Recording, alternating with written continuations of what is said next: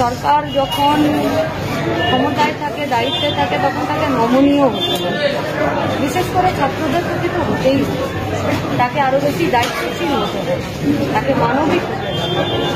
এবং সরকারের তো কাজই এটা যে আমার কাছে কি দাবি আসছে, সেই দাবি পরিপ্রেক্ষিতে আমার কাজ কি হবে, তার কতটা দাবি মানতে পারে, আর সেই দাবিটা না মানতে পারলে যতটা মানলাম তারপরে আবার ছাত্ররা, সাধারণ মানুষরা এরা সব বিরোধিতার জায়গায় থেকে আন্দোলন করে। সংখ্যা এটাই। আপনারা বলুন, কতদিন বন্ধ আছে কলেজ ইউনিভার্সিটির নির্বাচন? কেন? সমবায় নির্বাচনগুলোতে বামপন্থীরা জিতছিল বলে এখন সমবায় নির্বাচনগুলো পঞ্চায়েত নির্বাচনের আদলে করতে শুরু করে দিল। এই ছাত্ররা তো ভেতরে ঢুকে তারা তাদের দাবির কথা জানিয়েছে। তুমি গাড়ির তলায় পড়ে গেছি? হ্যাঁ, এবং মাথাটাকে বাঁচাতে আমি ঘাটটা ঘোরাই, তখনই হচ্ছে চোখের ওপর দিয়ে এবং পায়ে পাতা দিয়ে হচ্ছে গাড়িটা চলে গেল। আজকে যখন নাকি ট্রাইপার্টাইট মিটিং এর জন্য আমি ব্রাত্য বসুর সাথে কথা হচ্ছিল, তখন উনি প্রথম দিকে রাজি হন এবং বলেন যে সমস্ত ছাত্রছাত্রীদের সাথে বসবেন, কিন্তু সেই সময় তৃণমূলের যারা গুন্ডা ছিল তারা ধাক্কাধাক্কি শুরু করে, মারধরও করে এবং ওনাকে গাড়ির মধ্যে তুলে দেন। উনি একবার গাড়িতে ঢুকে যাওয়ার পর ইনস্ট্রাক্ট করেন ড্রাইভারকে যে গাড়ি চালাতে, কিন্তু সামনে এতজন স্টুডেন্ট ছিল, তারপরেও ওনারা পিক আপ নিতে থাকেন।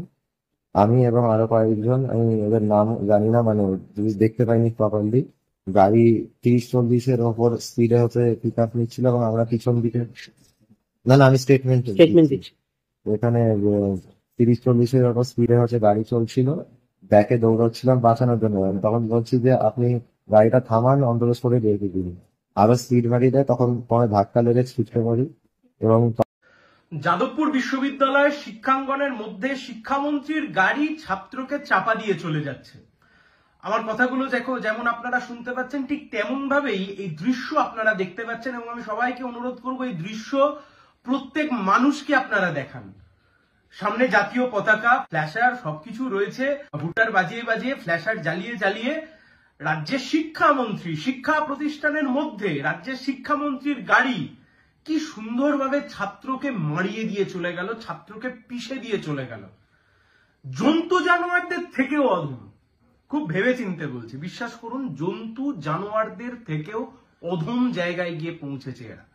এটা সরকার চালাচ্ছে, একটা সরকারের শিক্ষামন্ত্রী, ক্যাবিনেট মিনিস্টার, সেই ক্যাবিনেট মিনিস্টারের গাড়ি পিষে দিয়ে চলে যাচ্ছে একজন প্রতিবাদী ছাত্রকে শিক্ষাঙ্গনের মধ্যে, তাও তিনি শিক্ষামন্ত্রী, তিনি তো অন্য কোনো দপ্তরের মন্ত্রী নেই। যদিও বা এমনটা বিষয় নয় যে অন্য কোনো দপ্তরের মন্ত্রী হলে এই কাজ করবার অধিকার জন্মায়, কিন্তু শিক্ষামন্ত্রী তিনি শিক্ষা প্রতিষ্ঠানের অভ্যন্তরে দাঁড়িয়ে তিনি ছাত্রকে গাড়ির চাকায় পিষে মারছেন। রাজ্য পুলিশ কি করছে? আচ্ছা, অন্য যে কোনো মানুষ যদি একই ঘটনা ঘটাতো, ধরে নিন আপনি যদি এই ঘটনা ঘটাতাম, আপনি তৃণমূলকে ভোট দিন, বিজেপিকে ভোট দিন, কংগ্রেসকে ভোট দিন, সিপিএম কে ভোট দিন, নোটায় ভোট দিন কি না দিন, সোজা কথা সহজভাবে আপনাদেরকে জিজ্ঞেস করছি। আচ্ছা, একই ঘটনা যদি আপনি আপনার এলাকায় করতেন তাহলে কি করতো এতক্ষণে পুলিশ? আপনার গাড়ি চলে যাচ্ছে, কোনো একজন মানুষকে পিষে দিয়ে ইচ্ছা করে ইন্টেনশনালি, এই ভিডিও প্রকাশিত হওয়ার পরে পুলিশ কি করতো? বাড়ি থেকে ঘাট ধরে টানতে টানতে হিড় করে তুলে নিয়ে চলে আসতো। পুলিশ এখানে কি করছে? পুলিশ স্যালুট ঠুকছে, কারণ তৃণমূলের নেতা শিক্ষামন্ত্রী। কোথায় গিয়ে পৌঁছাচ্ছি আমরা? কোথায় গিয়ে দাঁড় করাচ্ছে মমতা ব্যানার্জির সরকার গোটা রাজ্যকে শিক্ষা প্রতিষ্ঠানের অভ্যন্তরে? এটা প্রথম নয়, যাদবপুর বিশ্ববিদ্যালয়ের অভ্যন্তরে র্যাব ডেকে একটা সময়তে পুলিশ ডেকে সেখানে ছাত্রছাত্রীদেরকে মারধর করা 2014-15 সালে, পরবর্তীকালে হোক কলরবের মুভমেন্ট, গোটা রাজ্যের মানুষ আমরা দেখেছি। আর আজকে অত অব্দিও পৌঁছতে হলো না, রাজ্যের শিক্ষামন্ত্রীর গাড়ি, শিক্ষামন্ত্রী বসে আছে, শিক্ষামন্ত্রীর গাড়ি ছাত্রকে চাপা দিয়ে চলে যাচ্ছে। ছাত্রদের দাবি কি ছিল? কি দাবি নিয়ে ছাত্ররা প্রতিবাদ করছে? শিক্ষামন্ত্রীর কাছে বলছে কোন দাবিতে, কি দাবিতে? পশ্চিমবাংলার বুকে 2017-18 সালের পর থেকে পশ্চিমবাংলার বুকে ঠিক মতো করে ছাত্র সংসদ নির্বাচন হয় না, কলেজ ইউনিয়ন ইলেকশন হয় না। পরে কয়েকটা কলেজে 2020-21 সাল অব্দি হয়তো দু একটা কলেজে ইলেকশন হয়েছে, প্রেসিডেন্সি বা যাদবপুর ইলেকশন হয়েছে, গোটা পশ্চিমবাংলা আর কোনো ইলেকশন নেই। আমি নিজে যাদবপুর বিশ্ববিদ্যালয়ের অভ্যন্তরে ওই ঘটনা ঘটবার পরে, ওই র্যাগিং এর ছাত্রমৃত্যুর ঘটনা ঘটবার পরেতে আমি নিজে যে জনস্বার্থ মামলা দায়ের করেছিলাম, সেই জনস্বার্থ মামলায় রাজ্যের সরকার হলফনামা দিয়ে জানিয়েছিল যে রাজ্যের বুকে নাকি এই মুহূর্তে স্টুডেন্ট ইউনিয়ন ইলেকশন করবার মতো পর্যাপ্ত পরিকাঠামো নেই।